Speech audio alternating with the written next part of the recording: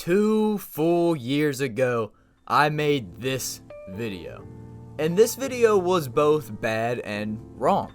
I critiqued the Bengals for drafting wide receiver Ja'Marr Chase over tackle Penei Sewell, which was a pretty popular opinion at the time because of the positional value debate.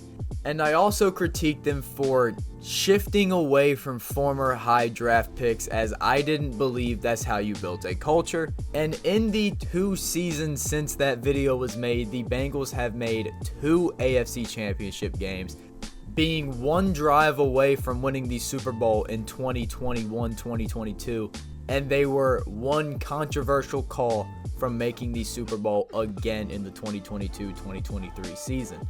And shifting away from the negative video just 2 years ago, this video will be about how the Bengals have optimized their Super Bowl window with Burrow and Ja'Marr on rookie contracts, what their future contracts will most likely look like, and look at if the moves the Bengals made this offseason will help propel them to their first Lombardi trophy.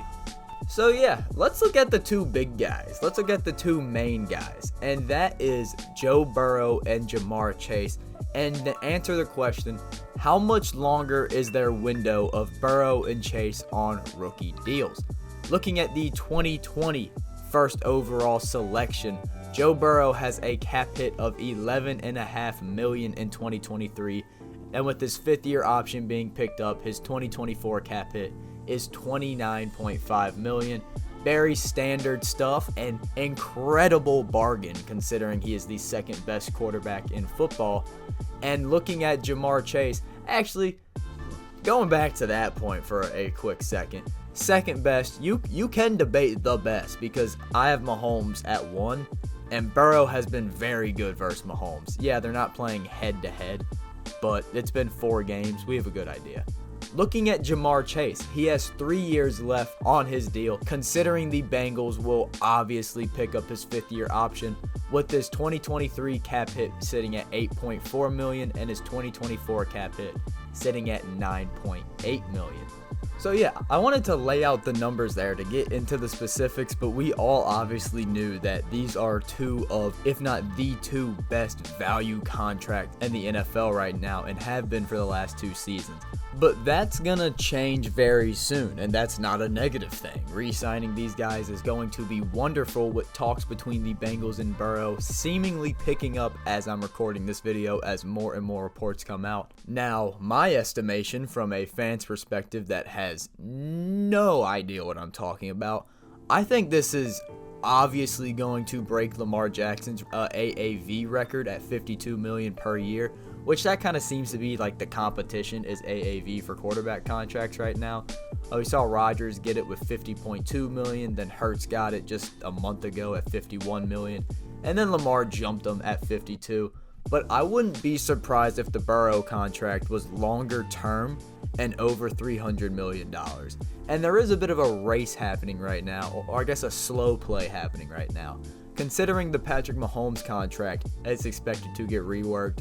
And as the top 2 quarterbacks in the league, it would greatly benefit the players to kind of slow play it and see if the other takes a contract first.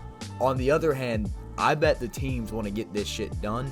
If I'm the Bengals, just give him whatever he wants. Don't even worry about market value compared to Mahomes. Now, I have seen reports saying Joe Burrow is gonna kind of, in a sense, do a more team-friendly deal. But you can do that and still get massive money. We see it with the Jalen Hurts contract. I don't think that changes the fact that I believe it's over $300 million while breaking Lamar Jackson's AAV record. Essentially, just give the guy whatever the fuck he wants. Let's just call it what it is. Give him what he wants, because Cincinnati doesn't have a damn choice. Looking at Ja'Marr Chase and the wide receiver market in whole, it got kind of bananas last season, with everybody getting a big contract, with the biggest one, at least AAV-wise, being Tyreek Hill at $30 million per year. The leader in total value is Devontae Adams at 5 years, $140 million. Ja'Marr is going to get $31 million per season. He's going to get $31 million. That total value number, if we look at assuming 5 years, $31 million per year, we total up at $155 million in total value, kind of smashing Devontae Adams' record. And another big thing is guaranteed at signing, as Tyreek Hill also holds that number at $52.5 million guaranteed. I wouldn't be surprised if Ja'Marr gets a $55 million number. So all in all, I think that Ja'Marr gets a 5-year, $155 million contract with $55 million guaranteed. Massive money, but it's so worth it. So yeah, let's stop looking at the future and look at the now or the very recent past. I'm going to go pick by pick here later, but I kind of want to talk pre-draft process and answer the simple question, did they help their case to a Super Bowl championship team? And in simple terms, yes, with two main points, both being on offense. The first I do just want to talk about for a split second is not trading T. Higgins. T. Higgins is entering the last year of his contract at the Bengals. I think they'll probably franchise tag him next year, but I don't really know their history with that. Maybe they do, maybe they don't. But there was a lot of speculation that Cincinnati trades him to get quote-unquote value for him now. I guess a better way to put it is to get potential value for him now through draft picks. And I get that. I get you want to get potential value for him. But if you are a team that could legitimately win the Super Bowl, isn't the value of having T. Higgins on your offense worth more than even a late first-round pick? Or an early second-round pick, or even a second, fourth, and a sixth, or something crazy like that? The value of T. Higgins on your Super Bowl contending team, alongside Ja'Marr Chase and Joe Burrow, is worth more than any draft pick the Bengals could realistically get in a T. Higgins trade right now. And I think they made the right move. I remember the GM coming out and saying, he's our wide receiver, find your own. I'm paraphrasing there, obviously, but I love that. You have T. Higgins and Ja'Marr Chase, keep them. Looking at their major signing, though, actually a guy they took from the Chiefs, they were able to bring in left tackle Orlando Brown, which has been their focus for the last 2 off seasons now, signing offensive linemen, because the offensive line was terrible. It was bad enough for people to complain about drafting Ja'Marr Chase. A part of that argument was positional value, especially when you needed tackle so badly, but they've been spending so much money on guys, with Orlando Brown getting the most money out of all of the guys that they have signed in both total value and average salary. Actually, he leads the team in both categories, which is kind of cool. But yeah, I don't really have much else to say besides they got their left tackle. And it's not like the rest of the offensive line is like full of bums. No. The Bengals were able to shore up that left tackle position and maximize their Super Bowl window while Ja'Marr and Burrow are not on gross contracts. And that's not a bad term. It's just going to be a gross amount of money because they deserve it. They're winning football games. Who would have thought? I didn't. Maybe some, at the time, quote-unquote, delusional fans did. That's what everybody would have called them. But shit, they were right. And let's look at how the Bengals are kind of preparing for life after the big Ja'Marr Chase and Joe Burrow signings, where they won't have as much cap flexibility as they do now to go out and get guys like Trey Hendrickson on a 4-year, $60 million contract, or DJ Reader with a 4-year, $53 million deal. You get the gist. So let's look at their draft class and how they may or may not be preparing for life after this season. As I liked their draft class, just to put it bluntly before, I liked it. And they kind of played both sides of we want to fill needs now and potential needs in the future. But before I jump into the picks themselves, I do want to just give kudos to the Bengals for having all their picks. They had picks in rounds 1, 2, 3, 4, 5, 2 6th plus a 7th. In the modern day league, there are teams that don't have their first round pick that are just shooting for that contender spot. And it's pretty sick that the Bengals are able to have the best value contracts in football alongside an arsenal of picks. That's pretty sweet. That is full kudos. That's full. They're doing it right. I'm a Steelers fan. They're fucking killing it. So yeah, let's talk about the picks themselves, starting at round 1, pick 28. where they went for a kind of immediate need in Clemson DN Myles Murphy. Looking at him as a player, Murphy doesn't seem to be an explosive edge rusher, but is strong as hell, big as hell, and lengthy as hell, as he is going into a pretty decent situation. Now, the Bengals did rank 29th in sacks per game last year, just getting 1.9 per Sunday. So yeah, they needed help there. I like their situation that he's going into, though, with 28-year-old Trey Hendrickson, 27-year-old Sam Hubbard, and two rotational guys in Joseph Osai and Cameron Sample, both 2021 mid-round draft picks that had 16-game seasons. But yeah, looking at Trey Hendrickson and Sam Hubbard's contract, as they both are serving 4-year commitments, looking at Hendrickson, he had a down year of just 8 sacks after 27.5 over the last 2 years, but had roughly the same amount of QB hits, as his contract expires in 2025 with a $15.5 million cap hit in 2023 and $17.5 million cap hit in 2024. Shifting to 27-year-old Sam Hubbard, he's pretty sick. He had a cool TD versus the Ravens and got a career high of 22 QB hits in 2022, alongside 6.5 sacks after 7.5 last season. Looking at his contract, it expires in 2026 with a $9.9 million hit in 2023, $10.1 million in 2024, and $11.6 million in 2025. And Joseph Osai and Cameron Sample both serving rookie contracts, as they both had under 40% snaps played, but they were rotational guys for the D-line. Obviously needed help, and they beef up their D-line with Myles Murphy. And with their next 2 picks, they went with defensive backs following the losses of Jesse Bates, Von Bell, and less notably Trey Flower. So in round 2, pick 60, the Cincinnati Bengals went with Michigan corner DJ Turner. And Turner is the opposite of Murphy. Turner is athletic as hell. This man runs a 4.26 40. He is a little on the small side at 5'11" and 178 pounds, but alongside a 4.26 40, he also has a 38.5 inch vertical, which was tied for 10th in this year's combine. Very, very, very scrappy player. I kind of think this is gonna really work for him. Potential is the name of the game with this pick. Going into round 3, pick 95, the Bengals went with Alabama safety Jordan Battle. Now, Battle is kind of the opposite of Turner, as Turner had an athleticism score, whatever the hell that means, of 97, and Battle had one of 57. But the Alabama safety is viewed as an NFL-ready guy, as he featured on 2 All-American third teams in 2021 and 2022.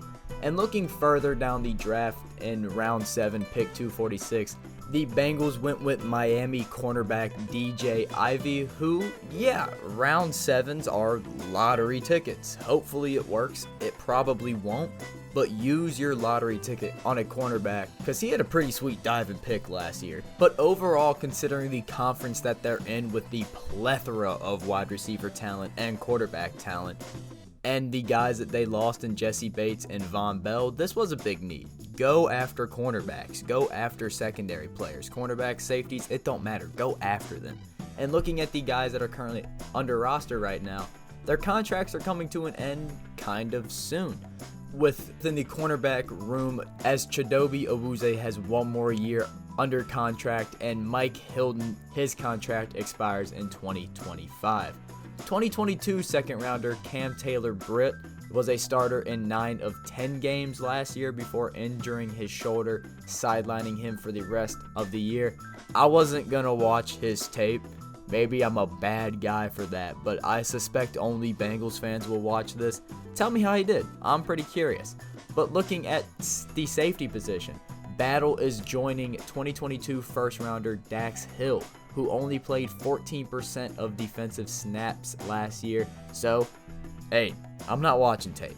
The same thing as Britt. Tell me how those went. I don't really know, but I remember him being a pretty high upside guy, and considering he's only 22, there is a lot of upside there. and safety Nick Scott, who was a starter in 16 of 17 Rams games last season, was signed for just $3 million guaranteed over a 3-year span. That's a pretty sweet contract, so good form. In total, their secondary is young, but there are no heavy commitments, and there is plenty of room to grow for the Michigan DBs, and a little bit of time with serviceable guys like Owuze, Hilton, and Scott. Something I kind of thought about while doing a little outline for this was it would have been kind of cool if they got Jalen Ramsey.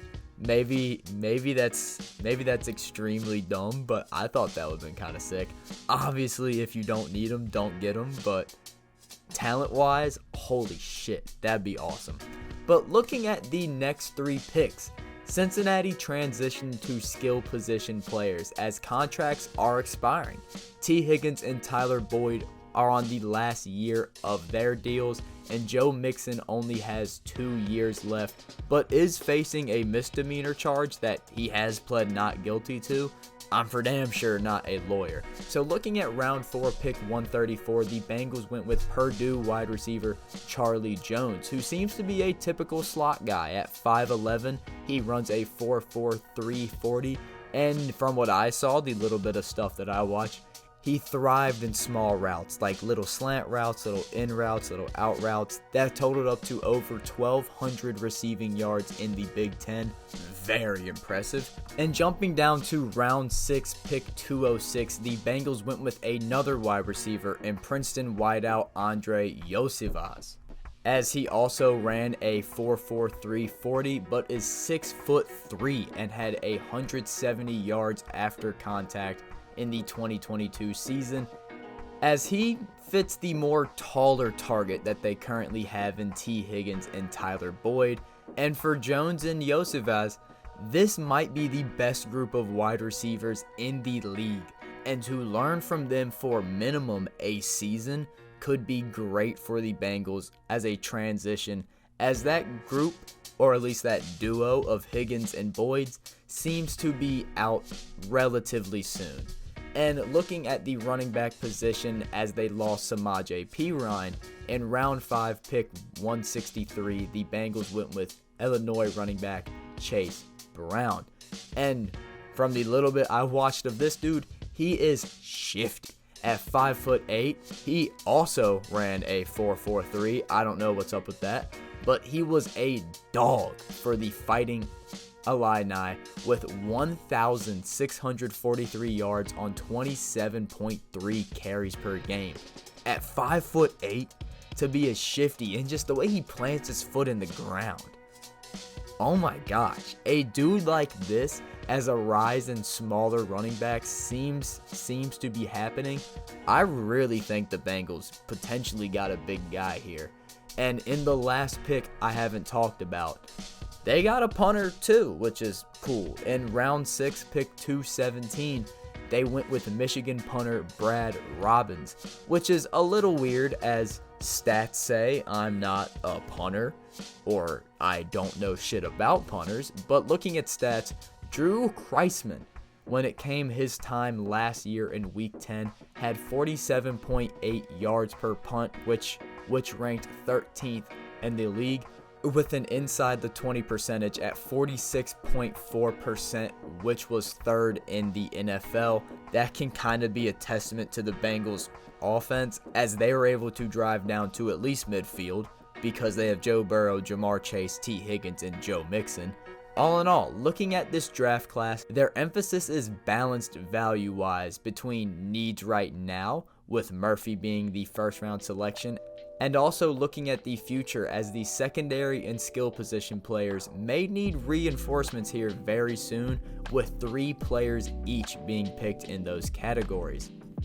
Looking at the Bengals over the last few years, and I believe this offseason too, the Bengals are doing it so right.